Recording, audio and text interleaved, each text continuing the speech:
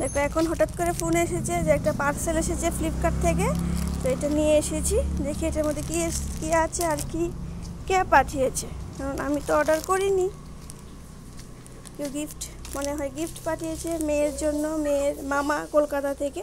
তোমাকে দেখে দেখো দেখো তোমার জন্য হয় মনে হয়, দেখো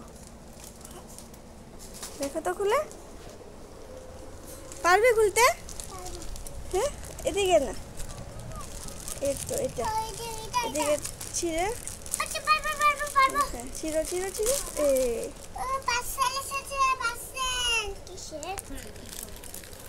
খোলো খোলো খুলতে বসো, খুলো বসে খুলো, ভালো করে খুলো তো। দেখো ঘুরো ঘুরো, ধরো ধরো, ওয়াও কি সুন্দর ড্রেসটা।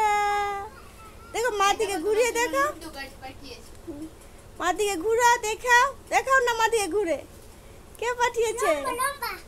হ্যাঁ কলকাতা থেকে আমার একটা ভাই অমিত, ও পাঠিয়েছে, প্রত্যেক বছর পাঠায় ড্রেস, পুজোর ড্রেস।